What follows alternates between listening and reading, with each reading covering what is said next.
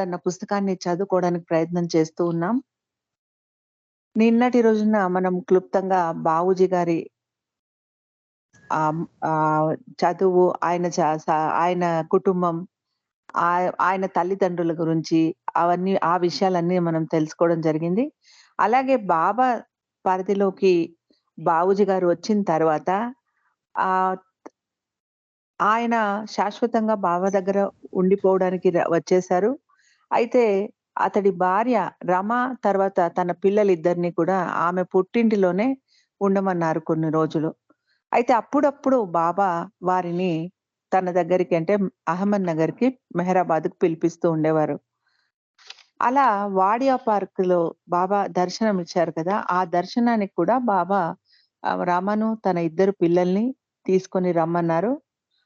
అప్పుడే బాబా మొదటిసారిగా మెహర్‌నాథ్‌ను చూసారు. అంటే అప్పటికి మెహర్‌నాథ్ చిన్న పిల్లవాడు. ఇంకా నెలల పిల్లవాడు. అతడిని మొదటిసారి బాబా అప్పుడే చూడడం జరిగింది. బాబా మెహర్‌నాథ్‌ను ఎత్తుకొని ఒడిలో కూర్చోపెట్టుకొని బుగ్గలు నిమిరారు. బాబాకు సతారాలో రెండవ యాక్సిడెంట్ జరిగిన తరువాత కొద్ది కొద్దిగా ఇప్పుడే కోలుకుంటూ ఉన్నారు బాబా. రమ రమకు మాట ఇచ్చినట్టు ఆమెను, ఆమె పిల్లలను మెహరాబాద్‌కు పిలిపించాలని అనుకున్నారు బాబా. అంటే అక్కడే శాశ్వతంగా ఉండిపోవడానికి పిలిపించాలి అని బాబా అనుకున్నారు. అయితే బావు ఏమన్నాడంటే, "ఇది అనవసరమైన బాధ్యత అవుతుంది బాబా మీకు. ఆమె తన తండ్రి దగ్గర సంతోషంగానే ఉంది. అక్కడే ఉండనీయండి" అన్నాడు బావు. రమ ఆశ్రమ జీవితం గడపడానికి కష్టం అని బావుకు ఆలోచన. ఎందుకంటే ఆమె ఎంతో సంపన్నుల కుటుంబం నుండి వచ్చింది. ఇక్కడ సామాన్యమైన జీవనం గడపడం రమకు దుర్లభం అన్నాడు బావు. రమ వస్తే మీకు ఒక తలనొప్పిగా మారుతుంది బాబా. ఆమె చేసే నెలసరి ఖర్చు మీరు భరించలేరు అన్నాడు బాబాతో. ఆమెకు చేతికొకరు, కాలికొకరు నౌకర్లు కావాలి. ఆమెకు ఇతరులకు ఆదేశాలు ఇవ్వడమే అలవాటు. తాను ఆదేశాలు పాటించదు అని బాబాకు నచ్చజెప్పబోయాడు బావు. బాబా అంతా విని ఇలా అన్నారు. "నువ్వే చూడు రమ ఎలా ఇక్కడ జీవితానికి సర్దుకొని జీవిస్తుందో. ఆమెకు ఇక్కడ ఎలా మసలుకోవాలో నేను నేర్పుతాను" అన్నారు బాబా.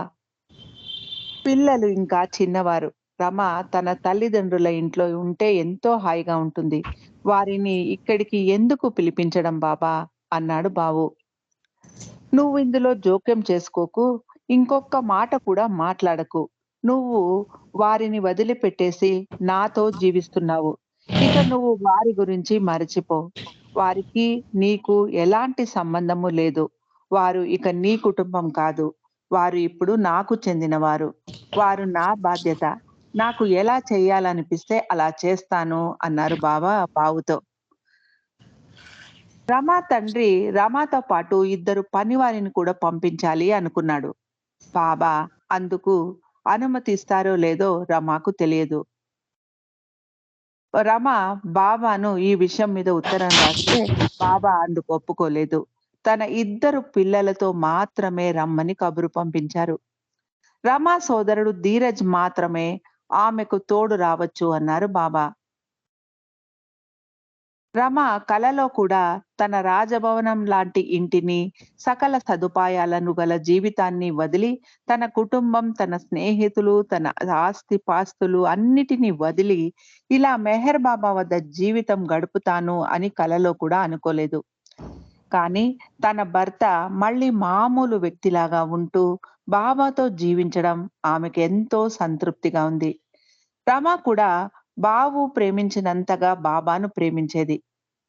ఎందరో బాబా ప్రేమికులు తమను మెహరాబాదులో బాబాకు దగ్గరగా ఉండటానికి అనుమతించమని ఉత్తరాలు రాసి వేడుకునేవారు.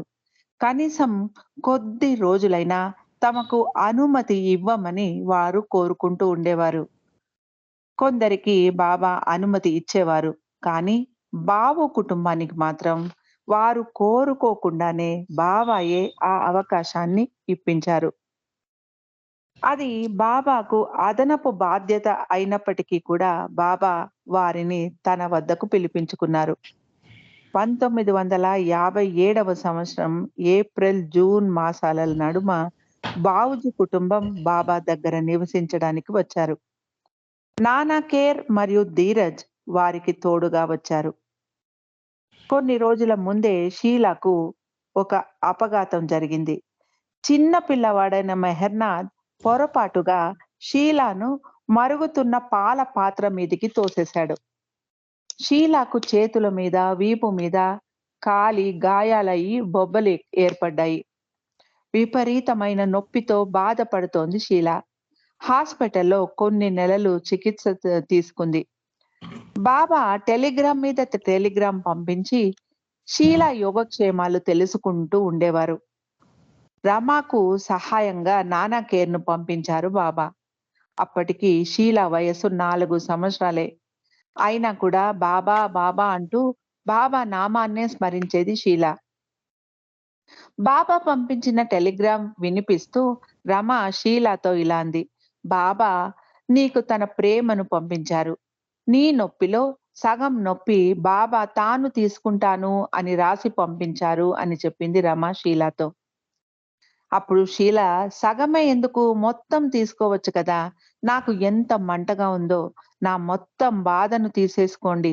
లేకుంటే నాకు మరణం ప్రసాదించండి అని బాబాకు ఉత్తరం రాయి అంది షీల రమతో. రమ షీల చెప్పినట్టే ఉత్తరం రాసింది. బాబా దానికి జవాబుగా ఇలా రాయించారు. నువ్వు కూడా కొంతకాలం కొంచెంగా బాధను అనుభవించాలి.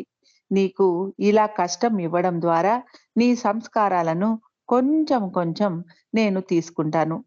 అలా నీ చెడు సంస్కారాలు తొలగింపబడతాయి. నీ భవిష్యత్తు ఉజ్వలంగా ఉంటుంది అని రాసి పంపించారు బాబా. రమ కుటుంబం మెహరాబాద్‌కు వచ్చిన తర్వాత బాబా వారిని చూడడానికి మెహరాబాద్‌కు వచ్చారు. బాబా షీలాకు కాలిన గాయాలు ఎక్కడెక్కడ కలిగాయో చూపించమన్నారు. వీపు మీద గాయాలు చూపించడానికి తన బట్టలు విప్పడానికి షీలా మొహమాట పడింది. అంతమంది ముందు బట్టలు ఎలా విప్పాలా అని సంశయించింది షీలా. నేను భగవంతుడిని. నా ముందు సంకోచమా అన్నారు బాబా. షీలా తన వీపు, చేతులు చూపించింది. బాబా గాయాలు తగిలిన ప్రదేశాన్ని చేత్తో తాకారు. నా కృప మూలాన ఎలాంటి కణాలు ఏర్పడలేదు. చాలా మంచిది అన్నారు బాబా. తరువాత షీలాను తన ఒడిలో కూర్చోబెట్టుకొని ఉండగా బాబా మంటగా ఉందా అంటూ అడిగారు. తర్వాత షీలాను ఆలింగనం చేసుకుని ముద్దాడారు బాబా. రమాతో బాబా ఇలా అన్నారు. నేను మిమ్మల్ని నా వద్దకు పిలిపించాను. మీరు ఎంతో అదృష్టవంతులు. ఎప్పుడూ దేని గురించి చింతించకు. నేను నీతోనే ఉన్నాను అన్నారు బాబా.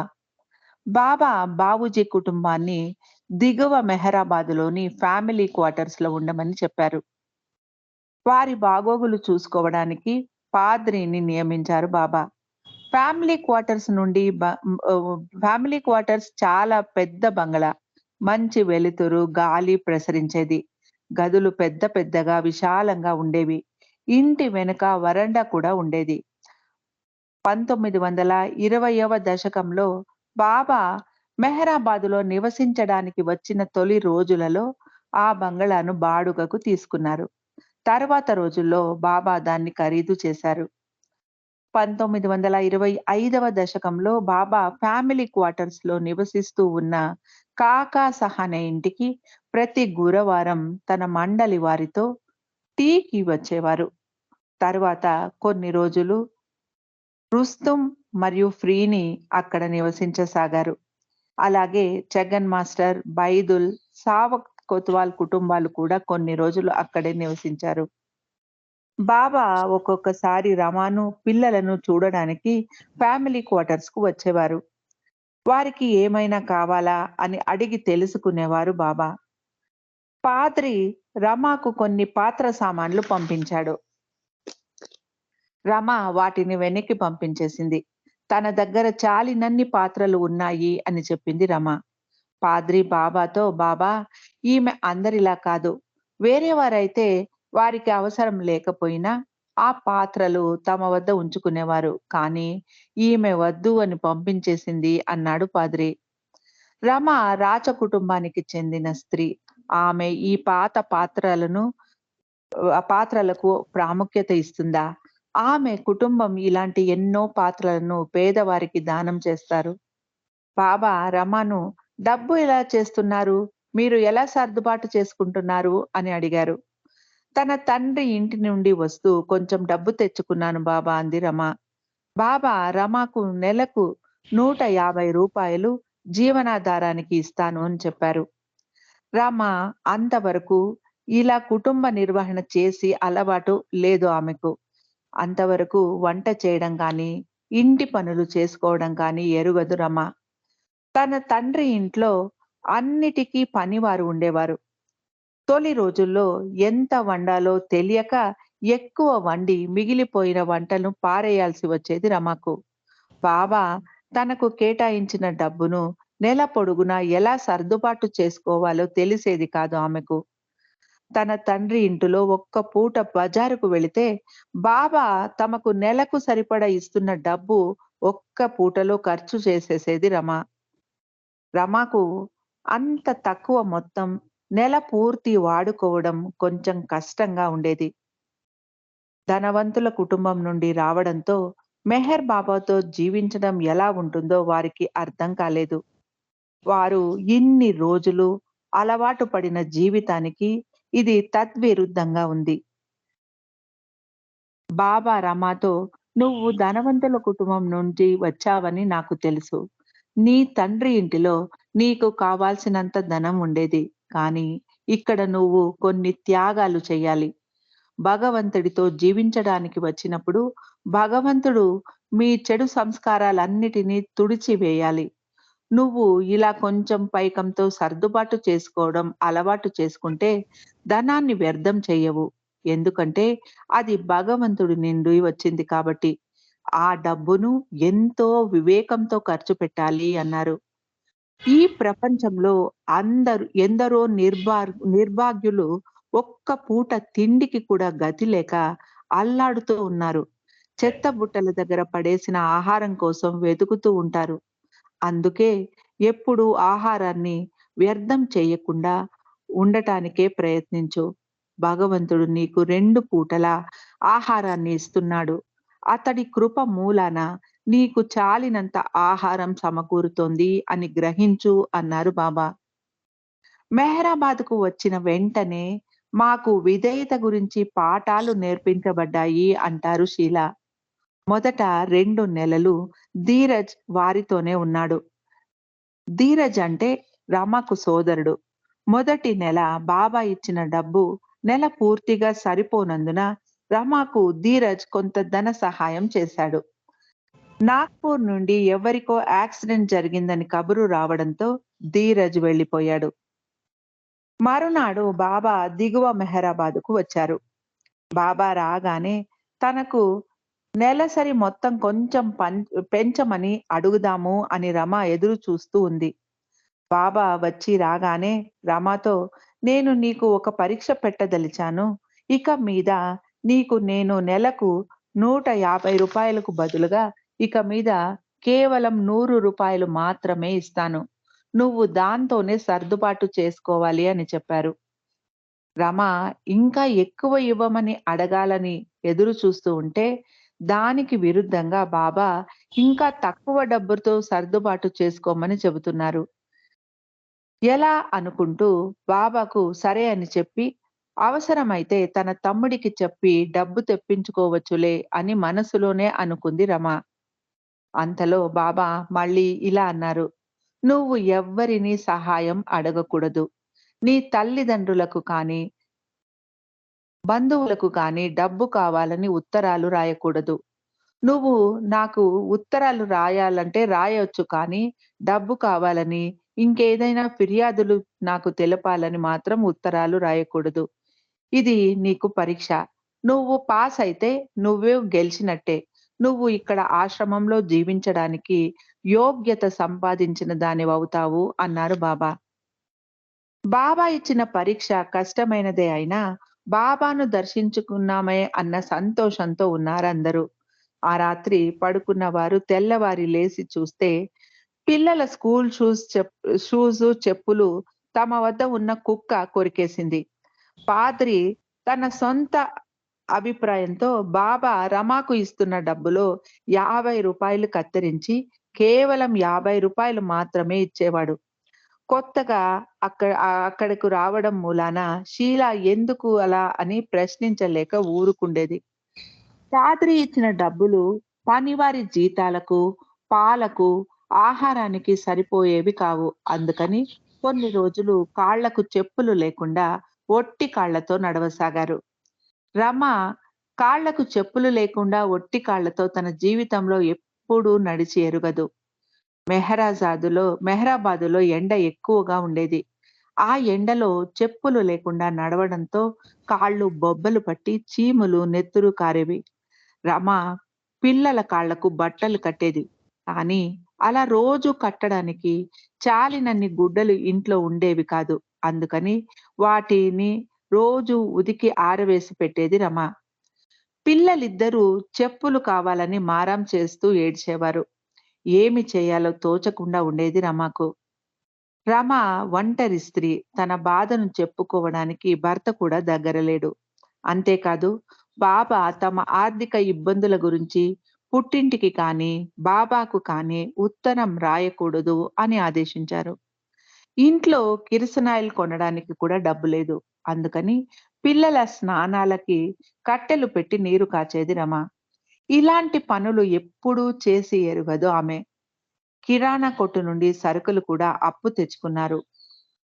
పొదుపుగా ఎంత కావాలో అంతే వండేది రమ. పిల్లలు చిరిగిపోయిన బట్టలు కుట్టుకోవడానికి మన్సారి రమాకు మిషన్ కుట్టడం నేర్పించింది.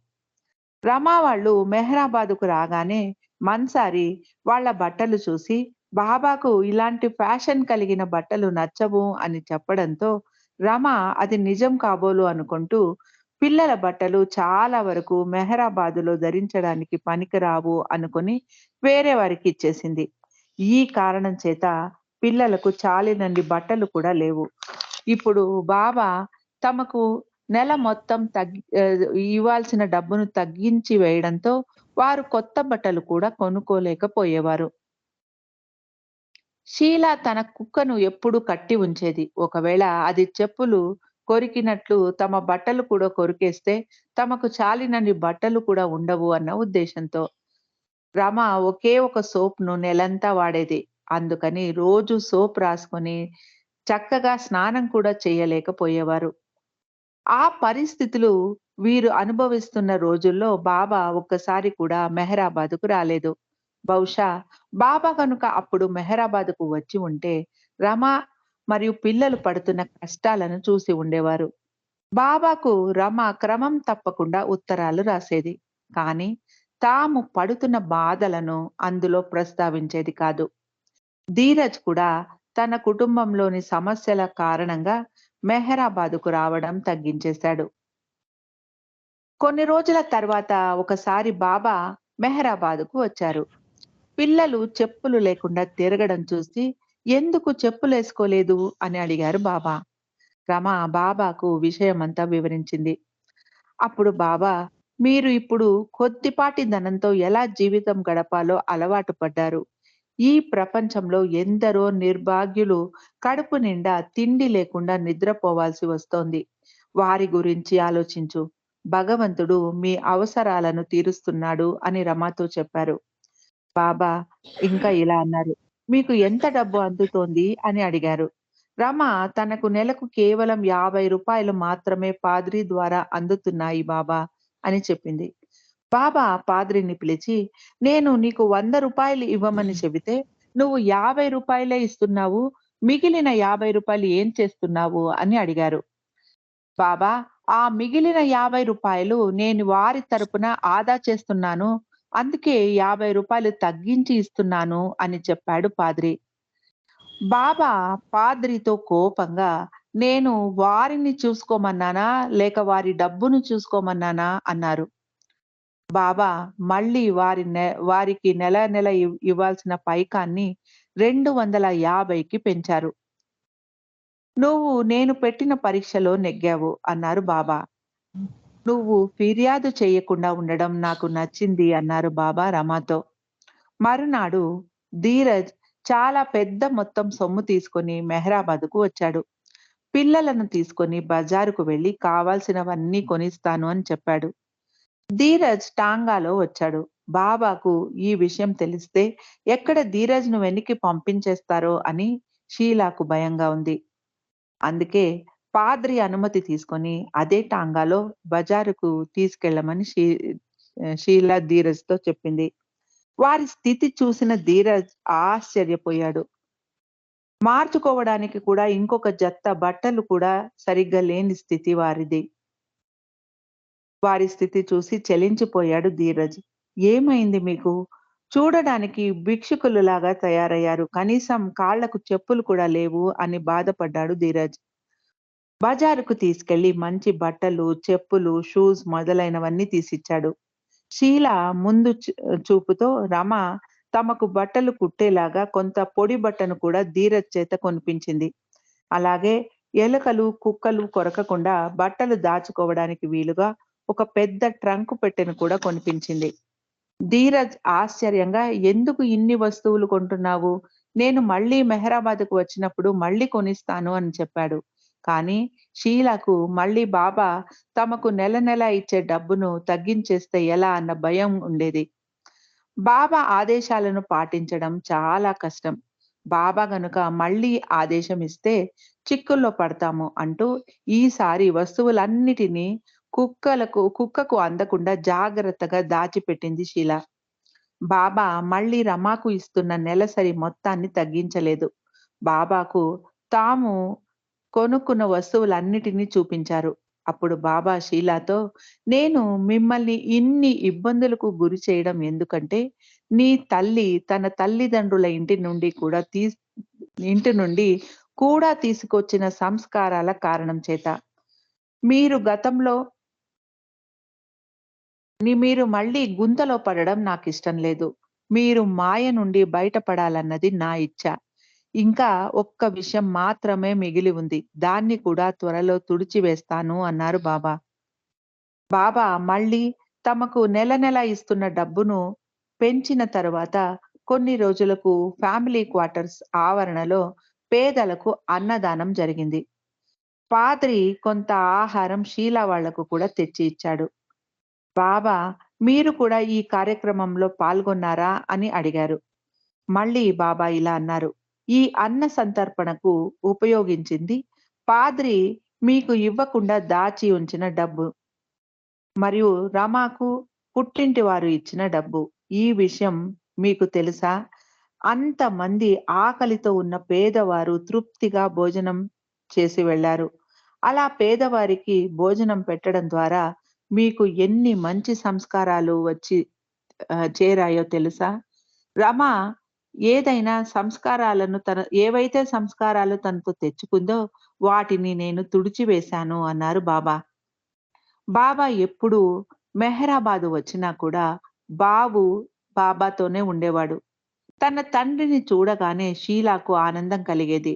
షీలా బావును నాన్న అంటే బావూజీ అని పిలిచేది. మెహర్నాథ్‌కు నాన్న అంటే అర్థం కూడా తెలిసేది కాదు. అతడు తన తండ్రి అంటే మెహర్నాథ్‌కు అర్థమయ్యేది కాదు. ఒకసారి బాబా బావును "నీ కుటుంబ సభ్యులను పలకరించావా? వారిని ఆలింగనం చేసుకున్నావా?" అని అడిగారు. వారిని బావు "లేదు బాబా" అని చెప్పడంతో బాబా తన ఎదుట ఒక్కొక్కరిని ఆలింగనం చేసుకోమన్నారు. రమ మరియు షీల ముందుకు వచ్చారు. కానీ మెహర్నాథ్ కదలడం లేదు. తల వంచుకొని నిలబడ్డాడు. తన తండ్రిని ఆలింగనం చేసుకోవడానికి సహకరించడం లేదు మెహర్నాథ్. "ఎందుకు? ఏమైంది?" అని మెహర్నాథ్‌ను అడిగారు బాబా. "బావు నన్ను వెక్కిరించాడు బాబా" అని చెప్పాడు మెహర్నాథ్. బాబా బావును మందలించి మెహర్నాథ్‌ను ఆలింగనం చేసుకోమన్నారు. కానీ మెహర్నాథ్ సమ్మతించలేదు. బాబా మెహర్నాథ్‌ను అనునయిస్తూ "పోనీ నన్ను ఆలింగనం చేసుకుంటావా?" అని అడిగారు. వెంటనే మెహర్నాథ్ పరిగెత్తుకుంటూ వచ్చి బాబా దగ్గరికి వచ్చాడు. బాబా ఆ పిల్లవాడిని తన ఒడిలో కూర్చోబెట్టుకొని బుగ్గలు ముద్దు పెట్టుకుంటూ, "నేను నీకు ఇంత ప్రేమనిచ్చాను కదా! ఇప్పుడు నువ్వు బావును ఆలింగనం చేసుకోవాలి నా కోసం" అన్నారు. అయినా మెహర్‌నాథ్ అంగీకరించలేదు. ఇక బాబా బలవంత పెట్టలేదు. అలా మెహరాబాదులో 6 సంవత్సరాలు నివసించారు రమ, షీలా మరియు మెహర్‌నాథ్‌లు. బాబా రోజు మెహరాబాద్‌లోనైనా, మెహరాజాద్‌లోనైనా వారు బాబాను దర్శించుకునేవారు. బాబా దిగువ మెహరాబాద్‌కు వచ్చినప్పుడు కొందరు మండలి వారిని తన వద్దకు పిలిపించేవారు. విలియం డాంకిన్, పాద్రి, సిద్దు, వలు, మన్సారి, కైకోబాద్ భార్య మరియు వారి ముగ్గురు కుమార్తెలు బాబాను కలిసేవారు. వారిని కలిసిన తర్వాత బాబా వారితో, "నేను మెహరాబాదుకు ప్రత్యేకంగా బాబు కుటుంబ సభ్యులను కలవడానికే వచ్చాను. రమ మరియు పిల్లల కారణంగా మీకు కూడా నా దర్శనం లభిస్తోంది. మీరు వారికి కృతజ్ఞతలు చెప్పాలి" అనేవారు బాబా. "బాబా, మరి మీరు మమ్మల్ని కూడా చూడాలని రాలేదా?" అని అడిగేది మన్సారి. ఖండితంగా లేదు. ఈరోజు నేను కేవలం రమ మరియు ఆమె పిల్లల కోసమే వచ్చాను. వారు ఇక్కడ లేకుండా ఉంటే నేను వచ్చేవాడినే కాదు అన్నారు బాబా. అయితే మీకు మా మీద ప్రేమ లేదా? మా గురించి ఆలోచన లేదా? అని మళ్ళీ బాబాని అడిగింది మన్సారి. మీ గురించి ఆలోచన ఉంది. కానీ వారు చేసిన త్యాగం మీరెవ్వరూ చేయలేదు. వారి ప్రేమ కారణంగా నేనిక్కడికి వచ్చాను. మీరు కూడా నన్ను అంతగా ప్రేమిస్తే నేను మీకోసం కూడా వస్తాను అన్నారు బాబా. అయితే మేము మిమ్మల్ని ప్రేమించడం లేదా బాబా అంది మన్సారి. మిమ్మల్ని మీరే ప్రశ్నించుకోవాలి. మీరు నన్ను ఎంతగా ప్రేమిస్తున్నారో, నా గురించి ఎంతగా చింతిస్తున్నారో అన్నారు బాబా. వారు ఇప్పుడిప్పుడే నీ వద్దకు వచ్చారు బాబా. వారు ఇంకా కొత్తవారు అంది మన్సారి. వారు ఎవరో మీకు తెలియదు. వారు కొత్తవారిలాగా కనిపించవచ్చు కానీ, వారు ఎవరో మీకు తెలియదు. వారు నన్ను నిజంగా ప్రేమిస్తున్నారు అంటూ బాబా పదే పదే చెప్పడం మన్సారికి సంతృప్తి కలిగించలేదు. నువ్వు వారికి కృతజ్ఞతలు చెప్పుకొని సంతోషించకుండా మళ్ళీ మళ్ళీ ఈ విషయం గురించి వాదనకు దిగితే నిన్ను ఇంకొకసారి ఇక్కడికి పిలవను గుర్తుంచుకో అన్నారు బాబా మన్సారితో. అరంగావ్‌కు చెందిన రమ వాళ్ళ పక్కింటి స్త్రీతో బాబా ఇలా అన్నారు. "నేను ఈ కుటుంబాన్ని మీ ఇంటి పక్కనే ఉంచాను. కానీ మీరు వారికి ఎలాంటి తొందర కలిగించకూడదు. ఒకవేళ మీరు అలా చేస్తే చాలా బాధలు పడాల్సి వస్తుంది. మిమ్మల్ని హెచ్చరించడానికే ఇక్కడికి పిలిపించాను. అలా మీరు నన్ను దర్శించుకునే అవకాశాన్ని కూడా పొందారు. మీరు ఎంతో అదృష్టవంతులు" అన్నారు బాబా. బాబా తనను దర్శించడానికి వచ్చిన మండలి వారితో, "నన్ను ఎక్కువగా, మరింత ఎక్కువగా ప్రేమించండి. నా కొంగును దృఢంగా పట్టుకోండి. లేకుంటే మీరు నాతో ఉండలేరు" అన్నారు బాబా. బాబా వెళ్ళడానికి లేవగానే షీలా బాబా కోట్‌ను వెనుక నుండి గట్టిగా పట్టుకుంది. "ఏ రుచి ఏమి చేస్తున్నావు?" అని అడిగారు. "నేను బాబా కొంగు పట్టుకుంటున్నాను" అని చెప్పింది షీలా. బాబా వెనక్కి తిరిగి నవ్వారు. "కొంగు అంటే ఏమిటి?" అని అడిగారు బాబా. "కొంగు పట్టుకోవడం అంటే మీ కోటును గట్టిగా పట్టుకోవడం. మీరు ఎక్కడికి వెళితే అక్కడికి మీతో పాటుగా రావడం" అని చెప్పింది షీలా. మండలి వారు షీలా మాటలకు నవ్వారు. "కొంగు పట్టుకోవడం అంటే నన్ను అమితంగా ప్రేమించడం. నన్ను ఎంతగా ప్రేమిస్తున్నారో అది ముఖ్యం. నా కోట్‌ను పట్టుకోవడం కాదు" అన్నారు బాబా. "కానీ బాబా, నిన్ను ప్రేమించడం అంటే ఎలా?" అని అడిగింది షీల. బాబా ఇలా అన్నారు. "నీవు నీ తల్లి రమను ఎలా ప్రేమిస్తావు?" అని అడిగారు. రమకు కాస్త కోపం ఎక్కువ. సహనం ఉండేది కాదు. అందుకే తల్లి రమ అంటే కోపం షీలాకు. అందుకే బాబాతో ఇలా అంది. "నేను నా తల్లిని ప్రేమించను బాబా" అని చెప్పింది. "నీవు నీ తండ్రి బావూజీని ఎలా ప్రేమిస్తావో అలా నన్ను ప్రేమించాలి. నన్ను హృదయపూర్వకంగా ప్రేమించడమే నా కొంగును పట్టుకోవడం" అన్నారు బాబా. "నిన్ను హృదయపూర్వకంగా ప్రేమించడం ఎలా బాబా?" అని అడిగింది షీల. బాబా షీలాకు ఇలా వివరించారు. "ఒకవేళ నువ్వు వేగంగా పరుగెడుతూ ఉన్నప్పుడు అదుపు తప్పి పడిపోతే నువ్వు ఏం చేస్తావు అని అడిగారు. అయ్యో బాబా అని నిన్నే తలుచుకుంటాను అంది షీల. అదే నన్ను హృదయపూర్వకంగా గుర్తుంచుకోవడం అంటే. అలాంటి సమయంలో నా నామం అప్రయత్నంగా, హృదయపూర్వకంగా నీ హృదయాంతరాలలో నుండి వస్తుంది. నన్ను ఎల్లప్పుడూ అలా తలుచుకోవాలి అని షీలాకు వివరించి చెప్పారు బాబా. ఇంకొకసారి బాబా వివరిస్తూ, తనకు విధేయత చూపిస్తూ అన్ని విషయాలలోనూ తాను ఆదేశించినట్టు నడుచుకుంటే, తాను మన ఆధ్యాత్మిక పురోగతికి సహాయం చేస్తాను అని చెప్పి ఉన్నారు బాబా. మీరు 2 అడుగులు నా వైపు వేస్తే, నేను 10 అడుగులు మీ వైపు వేస్తాను అన్నారు బాబా. చిన్న పిల్ల అయిన షీల బాబా మాటలు విని, బాబా వెళ్ళడానికి లేవగానే తాను బాబా వైపు 2 అడుగులు వేసి, బాబా తన వైపు 10 అడుగులు వేస్తారా లేదా అని గమనించేది. షీలాను చూసి బాబా ఎందుకలా నిలబడ్డావు అని అడిగేవారు. బాబా, నా వంతు 2 అడుగులు వేసేశాను. ఇప్పుడు మీ వంతు. మీరు 10 అడుగులు వేయాలి అని చెప్పేది. బాబా నవ్వుతూ, మీరు నన్ను మరింత ఎక్కువగా ప్రేమిస్తే నేను మీకు సహాయపడతాను అని దాని అర్థం. అంతేకాని లెక్క పెట్టుకుంటూ అడుగులు వేయడం కాదు అని చెప్పారు బాబా. 1956వ సంవత్సరం యాక్సిడెంట్‌లో పెండుకు చాలా గంభీరమైన గాయాలు తగిలాయి. రమ ఇంటి ముందు ఉన్న గదిలో పెండు తన గాయాలకు చికిత్స తీసుకుంటూ కోలుకుంటూ ఉన్నాడు. పెండు 2 కాళ్లకు కట్లు కట్టారు. పెండుకు సమయం గడపడానికి ఏవైనా కబుర్లు చెప్పి అతడికి కొంచెం ఉల్లాసం కలిగించమని డాంకిన్ షీలాకు చెప్పాడు. మెహర్నాథ్ మరి షీలా రోజు పెండు గదికి వెళ్లి అతడికి కబుర్లు చెప్పేవారు. పెండు కూడా జోక్స్ చెప్పి నవ్వించేవాడు. పెండు తన కాళ్ళను చూపిస్తూ, నా కాళ్ళల్లో ఒకటి నా భార్య లాంటిది. ఎలాంటి కష్టం కలిగించదు. ఇంకొక కాలు నా అత్త లాంటిది. రోజూ దానితో గొడవే అని నవ్వేవాడు పెండు. ఎప్పుడూ పడుకునే ఉండే పెండుకు వీపు మీద పుండ్లు రాకుండా తన సొంత ఖర్చుతో ఇంగ్లాండ్ నుండి ప్రత్యేకమైన పరుపును తెప్పించాడు డాంకిన్. పెండు మళ్ళీ మామూలుగా నడవగలగాలంటే అది కేవలం డాంకిన్ కనబరిచిన శ్రమ మూలానే అంటుంది షీల. డాంకిన్ చూసుకున్నంత శ్రద్ధగా వేరే ఎవ్వరూ పెండును చూసుకునేవారు కాదు. కొన్ని రోజుల తర్వాత చెంకలో కర్రలు పట్టుకొని సిద్ధు సహాయంతో నడిచి షీల ఇంటికి వచ్చేవాడు పెండు. అలా వచ్చినప్పుడు ఎన్నో కథలు, బాబా సంగతులు చెప్పేవాడు పెండు. షీలాకు మెహరాబాదులో విలియం డాంకిన్ మరియు పెండు అంటే చాలా ఇష్టం. కానీ పాద్రిని శత్రువు అనుకునేది షీల. ఎందుకంటే పాద్రి పాతకాలపు ఆలోచనలు అతడివి. ఉదాహరణకు రమతో పాద్రి షీలాకు ఇంటి పనులు, వంట పనులు నేర్పించు అని చెప్పేవాడు. షీల చిన్న పిల్ల కావడంతో ఆమెకు చపాతీలు చేయడం, ఇంటి పనులు చేయడం ఇష్టం ఉండేది కాదు.